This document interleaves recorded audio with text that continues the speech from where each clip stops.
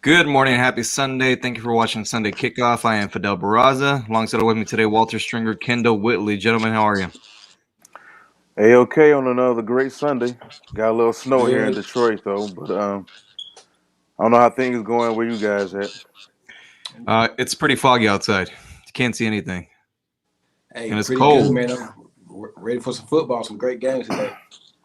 Yep. So Week 10 is upon us. Actually started Thursday. So let's quickly recap that upset. Last week we saw a lot of upsets as well, but Thursday started off with one as the Dolphins beat the Ravens 10-22. And a game where I was surprised. I mean, I figured that the Ravens were going to go in there and they're going to be able to dominate the Dolphins just because they haven't played well. Jacoby Brissett started the game for the Dolphins, got injured, was going to come back in, but they let Tua stay and played, and he played decent for them. Yeah, I think the Dolphins showed exactly what they're capable of, especially on defense when they're completely locked in. They made defending the Ravens look extremely easy with how they ran that secondary and how close they pretty much played, and showed that hey, if you can keep Marquise Brown from the big plays, the 50-yard touchdowns, the 60-yard touchdowns, and you have guys, especially at the linebacker position, and the ends that are athletic enough to and contain wise to handle Lamar Jackson. You can really contain that offense. So I was shocked by it. I was completely shocked by it that it happened in that fashion, but they did it. And like I said, the Dolphins have shown the potential to do it defensively, just not so much offensively, especially with Jacoby Brissett and the whole Tua situation. Given the fact that they've done a whole lot pretty much to undermine him and cut his legs out from under him. They haven't supported him enough, and they've completely mishandled that quarterback situation overall, I believe. So, for that game to happen the way it happened, it shocked me completely. Um, Not going to be as hard on the Ravens as a lot of people. I do understand that it's a 17-game season now. Even when it was a 16-game season, teams lose games. You know, any given Sunday, you can lose to a team that you have no business losing to. It happened to what? More than 75% of the league last week. I'm gonna say it was a great game by the Dolphins. I mean, they defensive game plan zero blitz Lamar, and they dropped back out. I mean, they zero blitz him like the whole game. It seemed like it kind of threw him off a little bit. Lamar was off for the Yep. most part. They got some points late in the fourth quarter, but for the most part, Brown Flores and Dolphins they had a great game plan. And I think if Tua would have started the game, I think they probably would have beat them by a little bit more. I think Tua can't be that bad. They had Jacoby Brissett. That was terrible to keep watching that. But Tua came in and he kind of gave him a spark a little bit. I think 80% Tua is better than 100% Jacoby Brissett. What I think. I mean, but I think Tua. I thought they kind of sharp. They had Tua active, but he didn't start. So, but I think it was a great game by the Dolphins, and on any given Sunday. In this case, it was a Thursday. So, great game by the Dolphins. Yeah, and let's not forget, Tua was dealing with a finger injury as well. So, I mean, early, whenever he was inserted, he did miss some throws, but after that, he got in a little bit of rhythm and they were able to dominate the Ravens. I was just surprised. I figured the Ravens, again, they were, coming off a hot streak. Uh, I figured they're going to go in there and beat the Dolphins. And of course, last week, and we saw a lot of upsets, games that we were not expecting, these teams to win. So now they got some, a couple days to think about it and kind of regroup for next week. Yeah, I think when you look at these Thursday night games are a crapshoot because you have no idea how either team is going to handle playing on the short week. We see it consistently with the Thanksgiving games, whether you're Dallas or you're Detroit for years. Sometimes you handle playing on that short week great, and then sometimes you don't. Yeah, well said. All right, let's get to some early inactives and inactives. Start out with the active list: James Robinson, Chris Godwin, Michael Gallup, Trent Brown, Taylor Decker, Dwayne Haskins. That's something to keep an eye on as Big Ben is going to Mm-hmm. be out today due to COVID. Inactives: Jonnu Smith, Zach Wilson, Grady Williams, Marlon Mack, Josh Reynolds. So those are right now your early inactives and actives for Week 10. Any thoughts on the Big Ben situation? I thought it was a little bit odd that it came out yesterday, late afternoon, that Ben was going to be out due to COVID. Is Haskins active or inactive? He is active. Yeah. So we'll I see if he expect a gets heavy any dosage snaps of in. Najee Harris.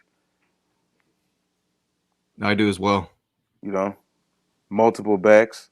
Like I said, the weather's not going to be good there in Pittsburgh anyway. Gonna rain. They're supposed to have a nice wintry mix. So yeah, I mean, anything can happen. As far as that situation, they have to run the ball. They were gonna run the ball anyway, even with Ben being there.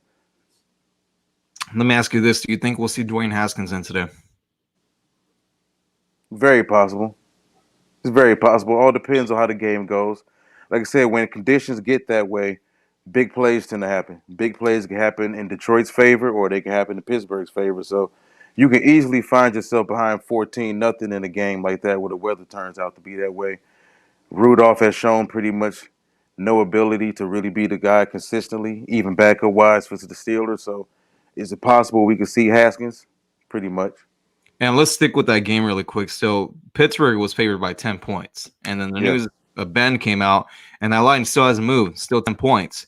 Now, the Lions, obviously, they haven't won a game this year.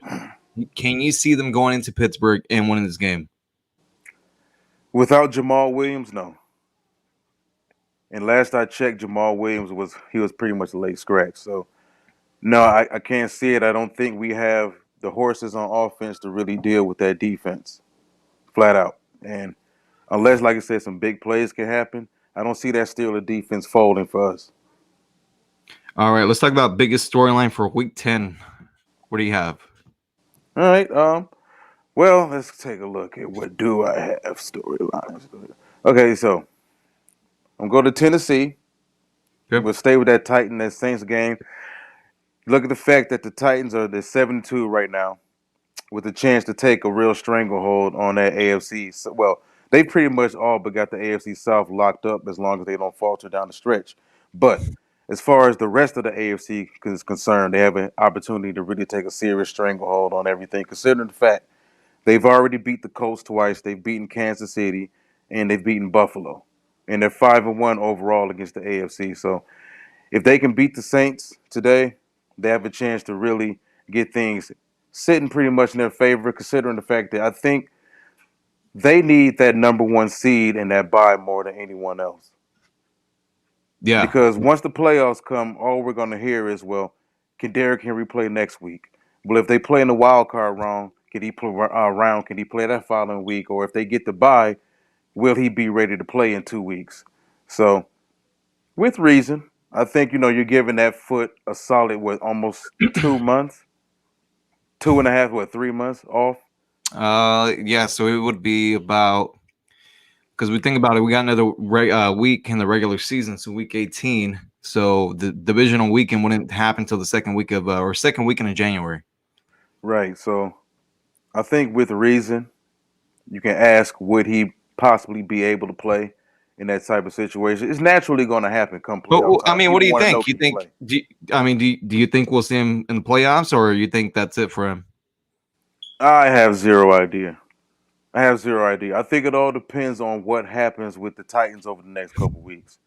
If they continue to play above their level, which I think they're kind of playing right now because they feel disrespected and they have been disrespected. But if they can continue to play at that level and play above their heads a little bit and get a nice cushion, maybe get to 11-2. If they get to 12-2, I think it's a wrap.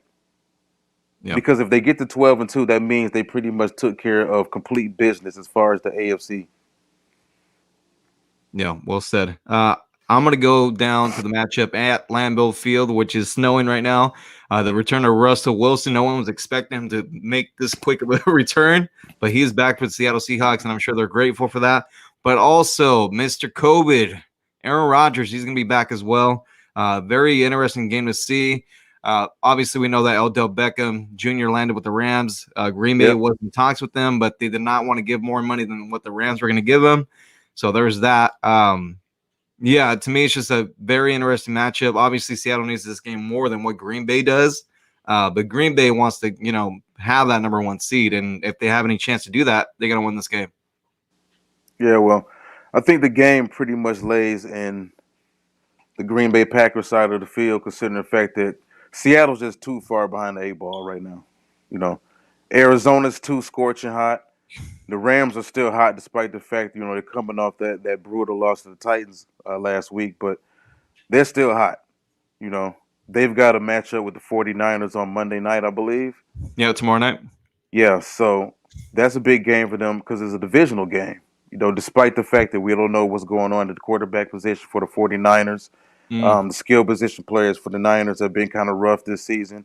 They've had a lot of injuries in the secondary, but I think everyone still expects the Rams to win that game. So, yeah, they're in a rough situation right now. It's a rough uphill battle by default of the division that they play in. So, Green Bay, on the other hand, hey, you got to keep winning. You want to keep pace because you have that ace. They have the trump card, which is teams having to come play at Lambeau in January, which none of those teams, the Rams, want to do, even though they had a chance to really do it last year. They They could got have won that close. game. Yeah, they got close. They got close. And you can make the argument that better quarterback play, they would have gotten it done. Or maybe not, or maybe it was just Green Bay's time. But at that point in time, the Packers want to have that number one seed, I think. I think they need it more in the NFC. And if you look at the AFC, the Titans need it more over there. Yeah, well said. The other thing too, I mean, we're talking about that Rams and Niners game. Robert Woods tore his ACL Friday. He went down during practice. They didn't think it was serious. They got scanned.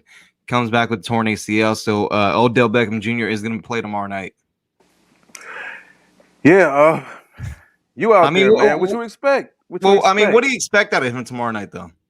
Realistically, play action pass on the first damn play. But I mean, how many snaps do you think we'll see Odell in there? You think we're going to see him the whole night? How much of a chance do the Rams have? I mean, you got Van Jefferson, you got Cooper Kupp. They really can't afford another injury at wide receiver. Yeah, if they suffer another injury at wide receiver, that offense is nowhere near what it was, whether it's Cooper Kupp or if it's Van Jefferson. I mean, nobody wants, obviously, players to get injured. But, I mean, yeah. I guess if you can say that if there's a team that could afford an injury, I guess you would say it would be the Rams just because they just signed Odell Beckham Jr. Well, I could have sworn a few days ago we were having a conversation similar to this, say that when they got Odell Beckham Jr., it made sense because the chances of all of those guys staying healthy was slim to none. Nobody's skill position room stays healthy.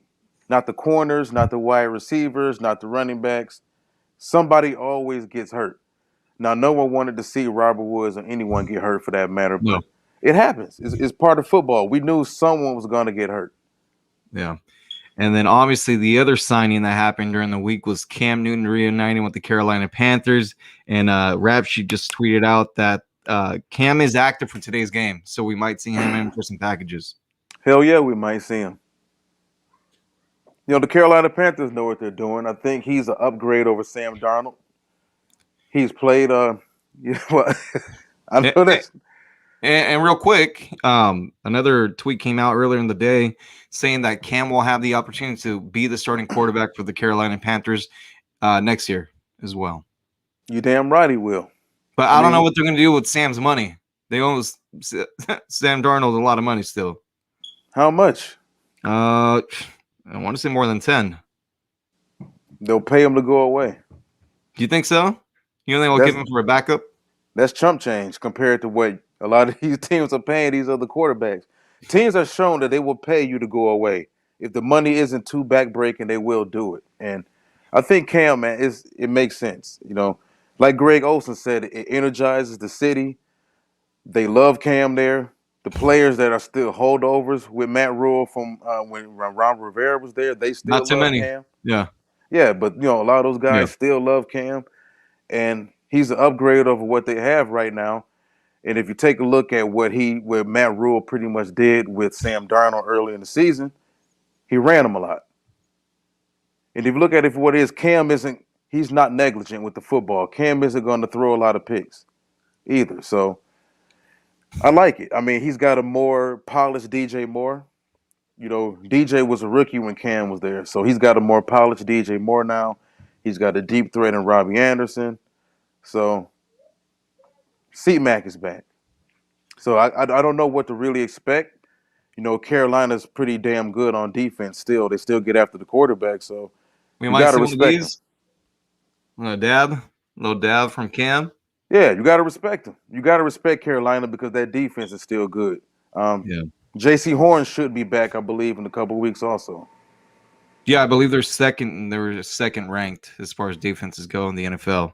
But look, I'm glad that Cam's back with the Panthers. It just makes sense, and it just looked odd whenever he wasn't a Panther and was playing with another team. So, all right. With that being said, let's go to best matchup for Week 10. I got the 5-4 Browns visiting the 5-4 Pats. 1 o'clock start. Patriots, of course, with the win and a Buffalo Bills loss at the Jets today have a chance to take over first place in that division. And of course, the Browns with a win today, they have a chance to stay right there with Pittsburgh and Baltimore in that logjam at the top of the AFC North. Yeah, I'm going to stick with that game as well. I mean, obviously, Chubb's going to be out because of COVID. Yeah.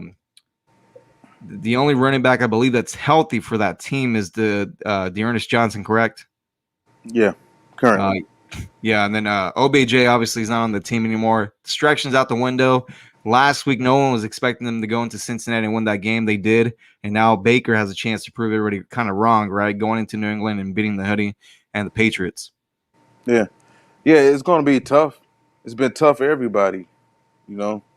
I don't like what are they 1-4 in the AFC against the AFC this season? No, the Patriots, they're 1-4 at home this season, which is really odd. But what do you think about what's going on with Bill Belichick and Mac Jones and how Mac has pretty much just been very steady? He's driven the car. He's going out a little bit, not asked to really go out of his way too much.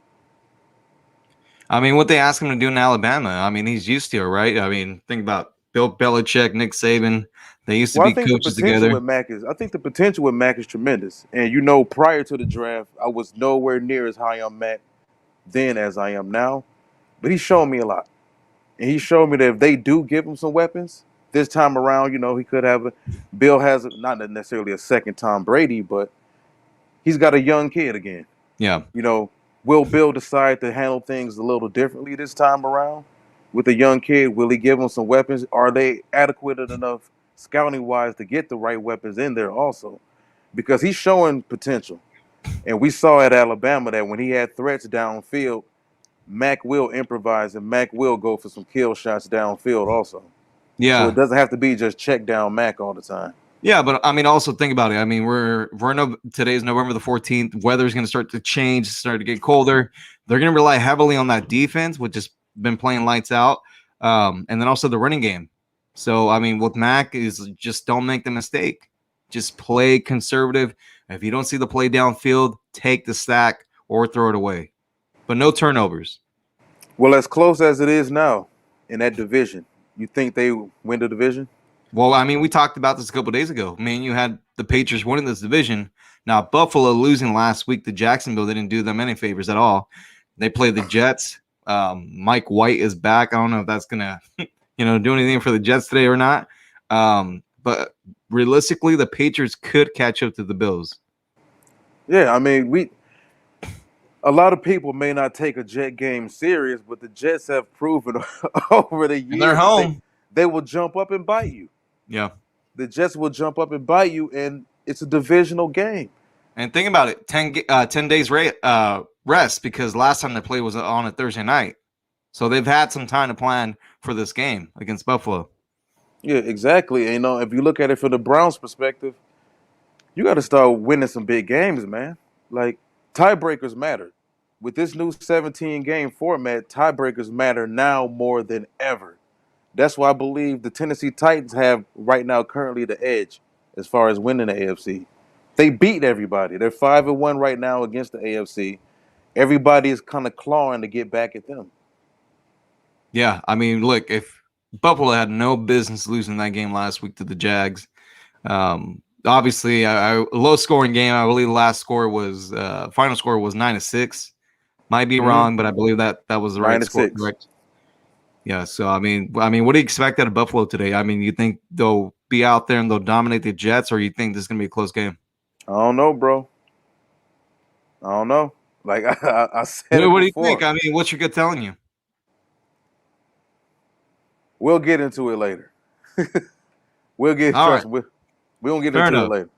All right, fair enough. All right. So bold prediction for today. It's later. I got the Jets over the Bills. Oh man.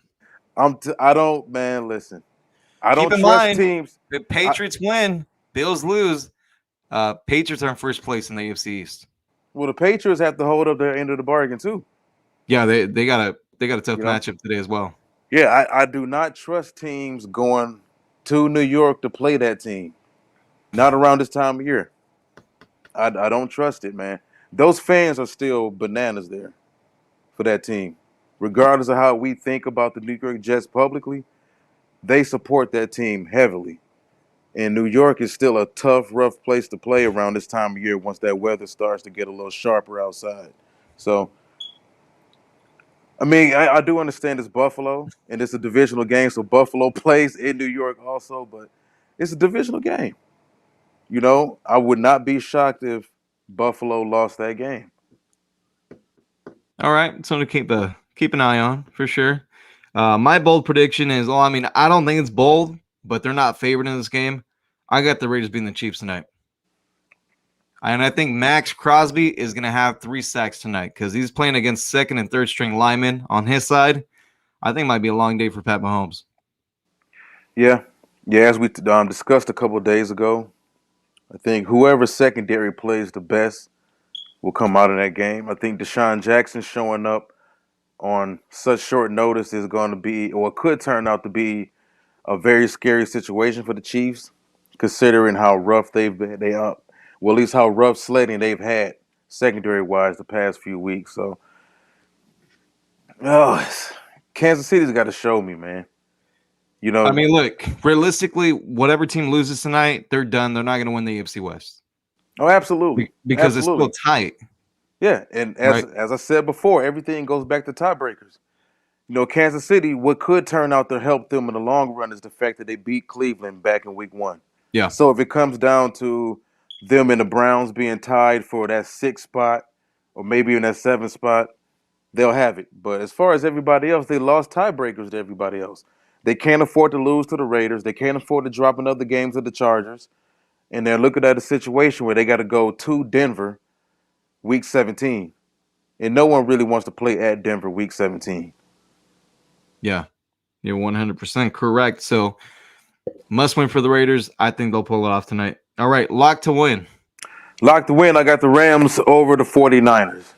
I think the Rams are ticked. You're taking the easy way out, man. Lock to win. Well, people isn't that what people want? Isn't that what people want when they ask for a lock to win? Yeah. All right, I'm gonna go to a different game. I got Tennessee over the Saints. I know the book has it closed, but I can't see Tennessee losing this game, especially at home. Seriously? The lock? A lock. Do the Saints cover? No. They don't. Okay, I got you. I'm gonna take Tennessee. I would take the Saints to cover those points. I don't think they'll cover. I'll take them to cover those points. I'll give you another lock too. Give me the Packers as well, or the Seahawks. No, I wouldn't say that either. I'll take it. Lock. We don't know what's showing up. Lock it up. We know Russ is gonna throw the football. We know that. Yeah, and but that Broncos secondary has played pretty well this season. Not Broncos, the Packers secondary has played pretty well. So they played better than I thought they would have once Jair got hurt. Yep. Cool. All right. Well, Walter, any final thoughts before we end today's show? Yes, man. My Detroit Lions. I wish we had some somber music to start playing right now in the background. What kind of music? Very somber, mood setting. Like which one? Sad. Sad music. Sad music. All right, hold on. Give me a second. Sad music for crying. You want to hear that? No crying now. No crying. We're still grown men. We're still grown men now. But yeah, listen, I think you get the violin out. Listen, Detroit Lions are 0-8. I said a few weeks ago, actually I said after week 5 that I felt if they lost that Philadelphia Eagles game, that would be a telltale sign of some doom to really come, because I didn't really see them beating Atlanta in a few weeks. But this game right here against the Pittsburgh Steelers, despite the fact that the Steelers are still so solid defensively, this game is a game to be got. So if you're Detroit, if you do not get this game, when the hell do you get one? And I think the reality of 0-17 really starts to set in when the games that are there to be got, you still can't go get.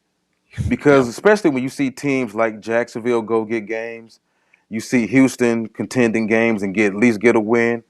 You see the Philadelphia Eagles, who are overmatched on a weekly basis against most NFL rosters.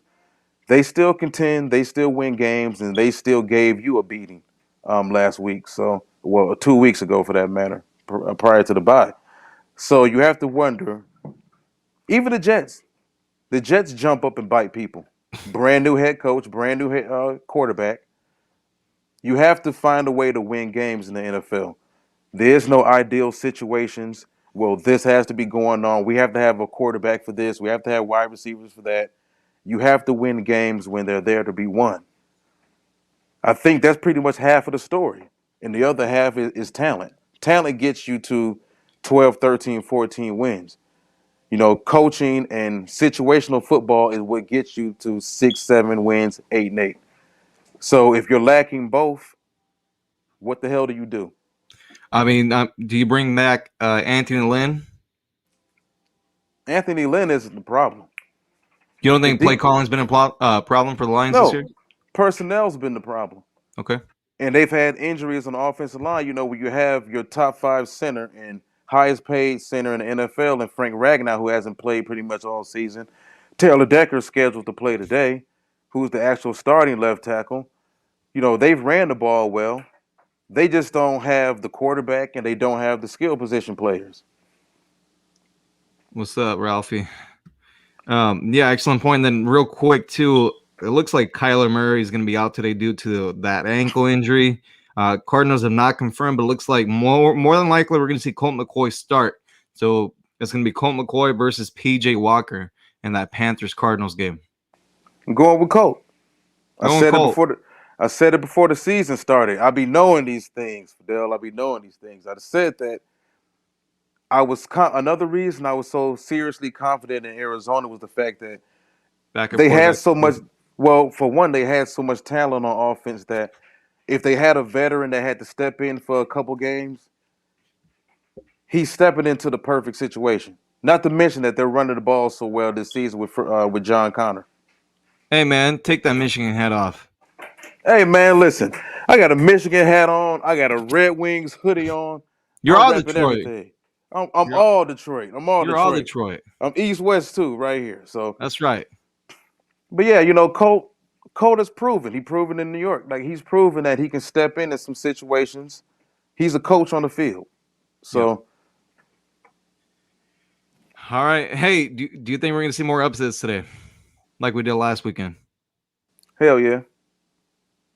Me one. It's that time of Give me year. one. I think the Besides your Jets. upset, I think the Jets will beat the Bills. give me another one. Man, you got me on the spot, man. You got me I on know the you want to spot. do it. I know you want to do it. I think I know you're Atlanta thinking about can the beat Browns. Dallas. I think Ooh. Atlanta can beat Dallas.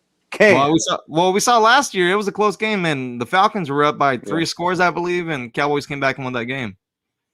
Yeah, definitely. You look at the fact that it's the rematch of was a grudge match of Dallas's new safeties versus their old team in Atlanta. I think they're going to show out for that coach. I think Yeah. Cowboys win. Yeah. All right. Well, with that being said, thank you everyone out there for watching. Enjoy the game, stay safe, and we'll talk to you guys next week. Peace.